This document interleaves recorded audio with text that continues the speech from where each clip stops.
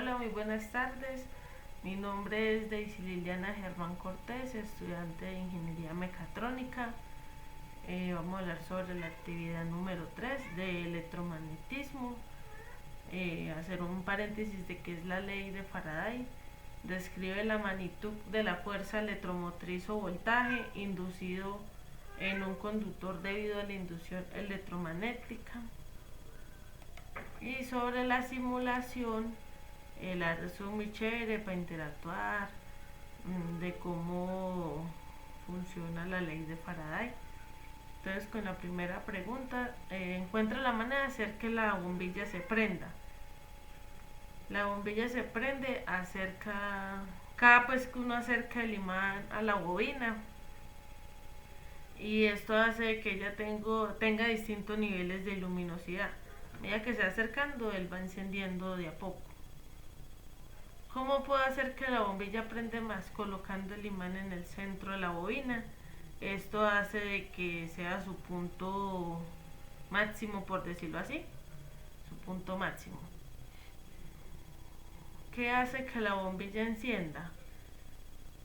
Lo que hace que la bombilla encienda es por el campo magnético a través de la espiral, que esto se genera o se convierte en energía eléctrica.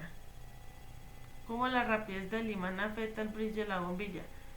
Si usted pasa lento el imán, la bombilla mostrando sus puntos pues de luminosidad. Si la pasa rápido, no se alcanza a percibir de qué manera enciende el foco, por decirlo así.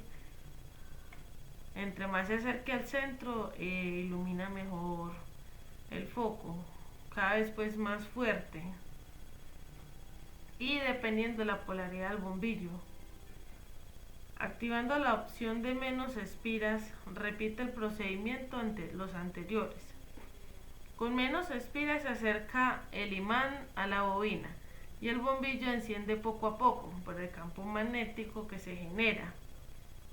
Estando el imán en el centro, la luminosidad del bombillo no es igual que en el primer ejercicio, que tenía más espiral, entonces alumbraba mucho más el foco. Ya con menos espiral alumbra muy poquito. Entonces ese es el cambio que uno puede ver entre más y menos espiral. Lo mismo con el imán, dependiendo de su polaridad, entre más se acerque al centro alumbra mucho mejor el bombillo, y ya cuando se va por las esquinas, por decirlo así, es muy poquito, hasta el punto que no se alcanza a percibir. ¿Cuáles son las diferencias más notables al modificar el número de espiras?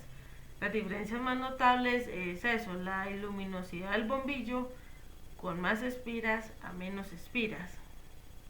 ¿Qué sucede con el flujo de corriente si se modifica la dirección hacia donde se mueve el imán? El flujo de corriente en las líneas de campo, cuando pasa N primero del imán, las líneas son hacia abajo, y cuando pasa S, las líneas son hacia arriba. Con N su voltaje es negativo y con S su voltaje es positivo. En la segunda simulación, ¿cómo afecta el valor de la diferencia de potencial seleccionada de la batería del campo magnético que genera la bobina? Afecta en la forma en que influye la energía de la bobina.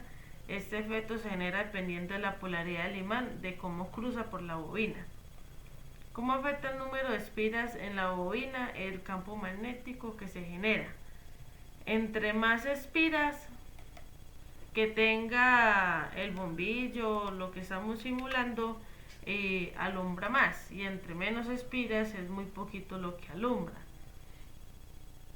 La modificación de la fuente de alimentación de CC hace que sucede con el campo magnético.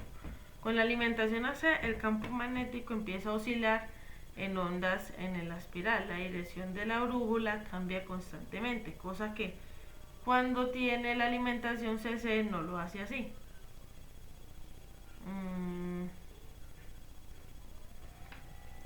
Cuando se trabaja con la fuente de alimentación AC, ¿qué variables se pueden modificar y cómo afectan los cambios de generación magnético? Las variables es la oscilación que tiene la energía como ondas, la que fluye por su campo magnético, que se ve que con la parte que muestra el voltaje, que llega a cero y vuelve y continúa con su ciclo nuevamente. Utilizando la física de cómo cumple la ley de conservación. Esta energía se conserva si es un ciclo cerrado y la energía total sería la misma, como podemos ver en la simulación, que es un grifo que deja caer el agua en unas paletas, llega al generador y enciende el bombillo, es un ciclo cerrado. Entonces por eso se conserva, ya que se hace una combinación de energía cinética y potencial gravitacional. La modificación del bombillo por el indicador amperímetro, porque se modifica la dirección hacia donde se deflacta la aguja del amperímetro. Dependiendo de la polaridad del imán que pasa por el flujo del agua, la aguja del amperímetro muestra que cuando pasa N es negativo y cuando pasa S por el agua es positivo.